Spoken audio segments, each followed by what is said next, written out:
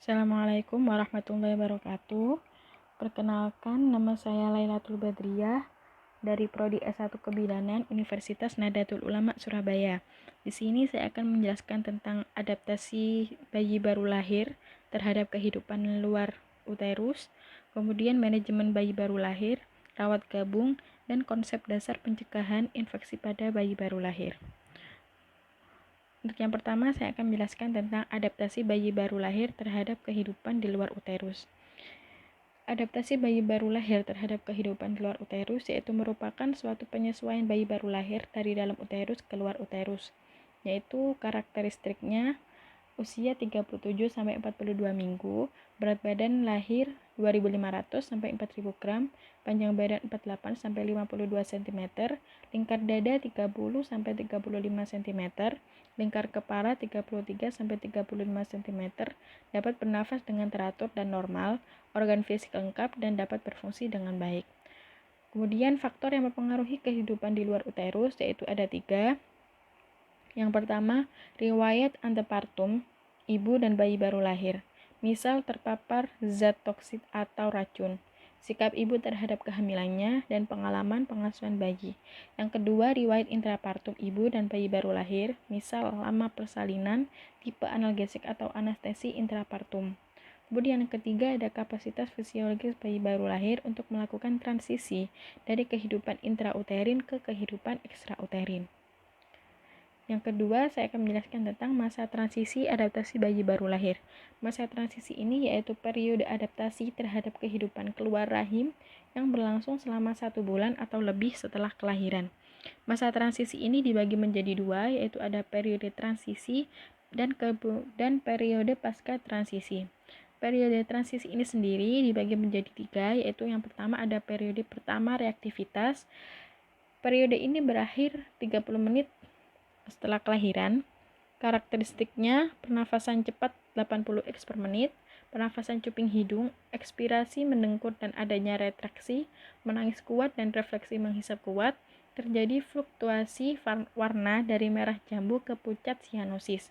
Pada periode ini, bayi membutuhkan perawatan khusus, yaitu memantau pernafasan dan denyut jantung setiap 30 menit pada 4 jam pertama setelah kelahiran, serta menjaga suhu bayi agar tetap hangat dengan suhu 36,5 sampai 37,5 derajat Celcius. Yang kedua yaitu fase tidur atau tidur pertama.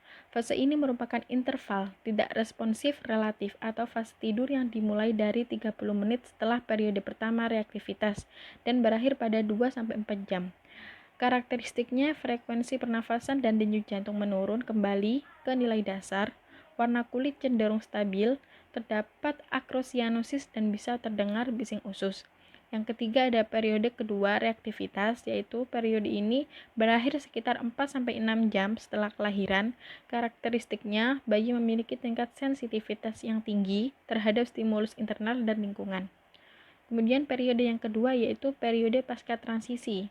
Periode pasca transisi ini periode di mana bayi dipindahkan ke ruang rawat gabung bersama sang ibu. Kemudian saya akan menjelaskan tentang adaptasi bayi baru lahir terhadap kehidupan di luar uterus. Adaptasi bayi baru lahir terhadap kehidupan di luar uterus ini mengakibatkan beberapa perubahan ke sistem tubuh. Yaitu yang pertama pada sistem pernafasan, perubahannya rangsangan pada kulit bayi, tekanan toraks sebelum bayi baru lahir, penimbunan CO2 atau karbon dioksida, kekurangan oksigen, kemudian pernafasan intrauterin. Kemudian yang kedua yaitu perubahan sirkulasi atau sistem kardiovaskuler, yaitu pada janin masih terdapat fungsi foramen oval, ductus arteriosus botali, ductus venosus aranti, dan arteri umbilicalis. Kemudian setelah lahir, bayi segera menghisap udara dan menangis kuat. Paru-parunya akan berkembang, tekanan dalam paru-paru mengecil, kemudian tekanan dalam atrium sinistra meningkat, dan foramen oval akan tertutup. Kemudian perubahan yang ketiga ada pada sistem termogulasi. Bayi memasuki suasana yang jauh lebih dingin pada saat kelahiran dengan suhu 21 derajat Celcius di kamar bersalin yang sangat berbeda dengan suhu di dalam kandungan yaitu 37,7 derajat Celcius. Ini menyebabkan pendinginan cepat pada bayi saat cairan amnion menguap dari kulit. Bayi baru lahir kehilangan panas melalui 4 mekanisme, yaitu konveksi, konduksi, evaporasi, dan radiasi.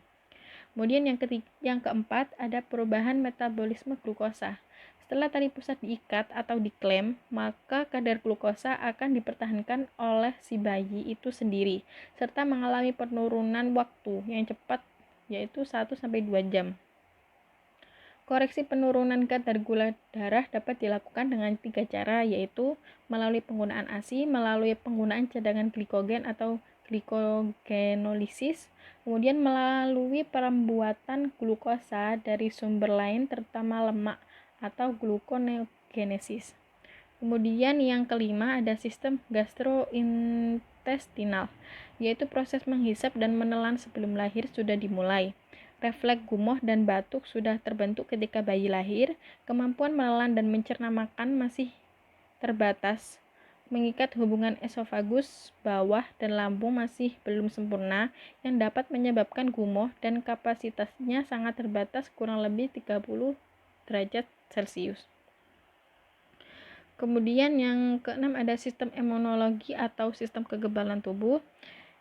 Imunitas alami yang bisa didapat dari bayi itu bisa didapat dari tubuh bayi itu sendiri, yaitu dari sel fagositosis, yaitu neutrofil, polimorfonuklear, monosit, dan makrofag. Kemudian ada natural killer. Kemudian imunitas buatannya bisa didapat dari ibunya sendiri. Kemudian yang terakhir ada perubahan pada sistem ginjal atau sistem ekskresi. Bayi baru lahir mengekskresi sejumlah kecil urin pada 48 jam pertama kehidupan. Hanya sebanyak 30-60 ml. Kita harus senantiasa ingat bahwa massa abdomen yang ditemukan pada pemeriksaan fisik sebenarnya ginjal dan bisa jadi sebuah tumor, pembesaran atau penyimpanan pertumbuhan ginjal.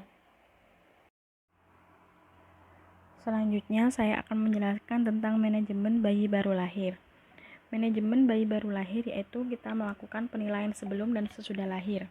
Sebelum lahir, kita mengecek apakah kehamilannya cukup, apakah air ketuban jernih atau bercampur mekonium.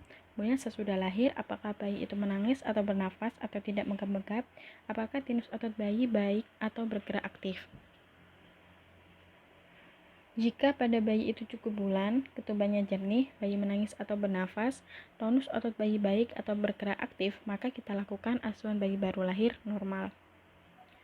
Asuhan bayi baru lahir yaitu kita menjaga kehangatan bayi, mengesap lendir dari mulut dan hidung, mengeringkan tubuh bayi, memantau tanda bahaya, mengklaim, memotong, dan mengikat tali pusat, melakukan IMD, memberi suntikan vitamin K, memberi salep mata antibiotik pada kedua mata, melakukan pemeriksaan fisik, memberikan imunisasi hepatitis B 05 mil secara IM di paha kanan.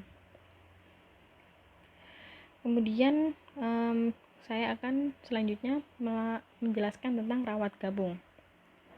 Definisi dari rawat gabung itu yaitu suatu sistem perawatan ibu dan anak bersama-sama pada tempat yang berdekatan sehingga memungkinkan sewaktu-waktu atau setiap saat ibu dapat menyusui anaknya.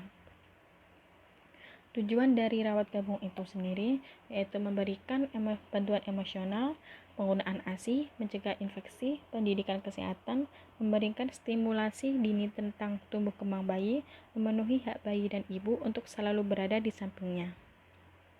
Manfaat bagi bayi yaitu melindungi bayi dari penyakit infeksi, bayi mendapat makanan sesuai kebutuhan, terhindar dari aspirasi atau masuknya minuman ke saluran pernafasan karena susu formula, kemudian mencegah adanya alergi karena susu formula, melatih bayi untuk menghisap puting dan areola dengan benar.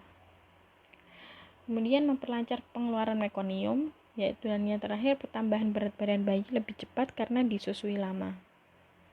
Manfaat bagi keluarga yaitu memberikan peluang bagi keluarga untuk mendorong ibu menyusui bayinya, memberikan kesempatan ibu dan keluarga untuk mendapatkan pengalaman cara perawatan bayi, mengurangi anggaran belanja untuk pembelian susu formula, kemudian kesehatan ibu cepat pulih dan bayi jarang sakit, dan yang terakhir yaitu mengurangi biaya perawatan.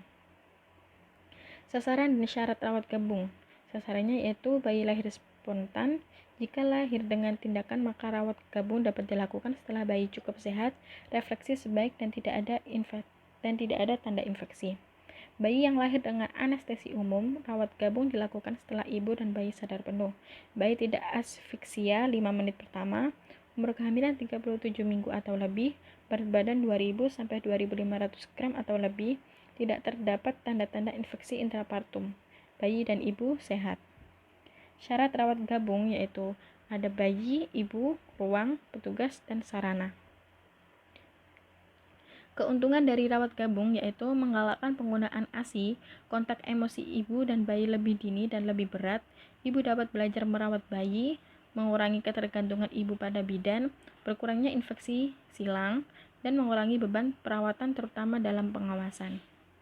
Untuk kerugian dari rawat gabungnya, yaitu ibu kurang istirahat, bayi bisa mendapatkan infeksi dari pengunjung, dapat terjadi kesalahan dalam pemberian makanan karena pengaruh orang lain, pada pelaksanaan ada hambatan teknis atau fasilitas.